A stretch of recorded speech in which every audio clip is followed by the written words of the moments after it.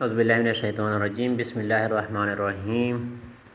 السلام علیکم ورحمۃ اللہ وبرکاتہ۔ میں ہوں محمد جلیل خان، مخلص ماہر مضمون اردو، اور آپ دیکھ رہے ہیں G S school and college tuitions coaching academy system کا یوٹیوب چینل۔ ہمارا دعویٰ ہے کہ ہم پڑھاتے نہیں سکھاتے ہیں۔ 11ویں جماعت میں سے ہم نے عملی گرامر کے سلسلے کا آغاز کیا تھا۔ آج اسی سلسلے میں ایک اور ویڈیو کے ساتھ آپ کی خدمت میں حاضر ہوا ہوں۔ صفحہ نمبر 30 یہ دوسرا حصہ ہے، حصہ با ہے اس ویڈیو کا۔ اس سے پہلے بھی اس کا ایک حصہ جو ہے وہ گزر چکا ہے، اس کی ایک ویڈیو جو ہے وہ اسی چینل پر موجود ہے، آپ دیکھ سکتے ہیں، اسے استفادہ حاصل کر سکتے ہیں۔ آج اس کا دوسرا حصہ ہے۔ ویڈیو شروع کرنے سے پہلے آپ نے G S school and college tuitions coaching academy system کا یوٹیوب چینل سبسکرائب کرنا ہے، لائک شیئر اور کمنٹس کریں تاکہ ہماری ہر ویڈیو سب سے پہلے آپ تک پہنچے اور آپ اس سے استفادہ حاصل کر سکیں۔ تو آئیے شروعات کرتے ہیں، آغاز کرتے ہیں۔ کچھ صفت مقداری غیر معین کا کی حروف اضافت ہیں اور ان سے بننے والا مرکب مرکب اضافی کہلاتا ہے، یعنی وہ مرکب جو مضاف الیہ، حرف اضافت اور مضاف سے مل کر بنے۔ اب مضاف الیہ کسی کہتے ہیں جس کی طرف اضافت کی گئی ہو، اور اس کو مضاف الیہ کیوں کہتے ہیں؟ کیونکہ یہ مضاف کی جگہ اس نے لی ہوتی ہے، مضاف کی جگہ ہوتا ہے، اس وجہ سے اس کو مضاف الیہ کہتے ہیں۔ یہ مسند الیہ کو مسند الیہ کیونکہ وہ مسند کی جگہ بیٹا ہوتا ہے۔ اردو کا سادہ جملہ، اس میں کیا ہوتا ہے؟ اسم اور فعل میں حرف جر اور ان سے بننے والا مرکب مرکب جاری کہلاتا ہے، یعنی وہ مرکب جو حرف جر اور مجرور سے مل کر بنے مرکب جاری کہلاتا ہے۔ جملہ کلمات کا ترتیب وار مجموعہ جس کا مطلب پوری طرح سمجھ میں آ جائے، اس کو مرکب تام بھی کہتے ہیں۔ اب جملے کی دو قسمیں، ایک کو ہم کہتے ہیں جملہ انشائیہ، یعنی جملہ انشائیہ وہ جملہ ہوتا ہے جس کے کہنے والے کو ہم سچا یا جھوٹا نہیں کہہ سکتے۔ اب اس میں کیا ہے؟ جو حکمیہ جملے ہیں وہ بھی اس میں آتے ہیں، جو سوالیہ جملے ہیں وہ بھی اس میں آتے ہیں، نفی کے جملے جو ہیں وہ بھی اس میں آتے ہیں، ٹھیک ہے۔ تو حکمیہ جملے جو ہیں نا وہ اس میں آتے ہیں۔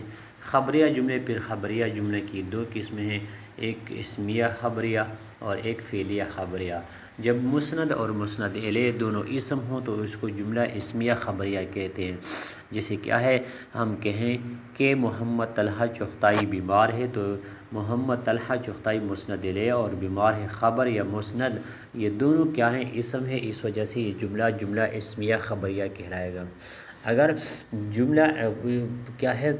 جملے میں مسند الیہ تو کیا ہے؟ وہ اسم ہے، جبکہ مسند جو ہے وہ کیا ہے؟ وہ فعل ہے، تو اس جملے کو ہم کیا کہیں گے؟ جملہ فعلیہ خبریہ۔ جسے ہم کہیں کہ محمد طلحہ چغتائی کیا لکھتا ہے یا کھیلتا ہے، تو آپ دیکھ لیں مسند الیہ محمد طلحہ چغتائی تو اسم ہے، لیکن لکھنا پڑھنا کھانا یہ کیا ہے؟ یہ فعل ہے، تو ایسے جملوں کو ہم کیا کہتے ہیں؟ جملہ فعلیہ خبریہ۔ صدیاں، میری صدیاں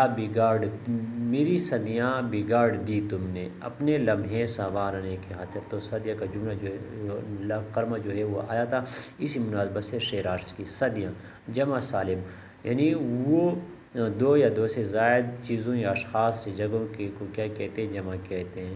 جمع کی پھر دو قسمیں، جمع سالم جب واحد کلمے کے آخر میں ہم الفاظ کا کیا کرتے ہیں؟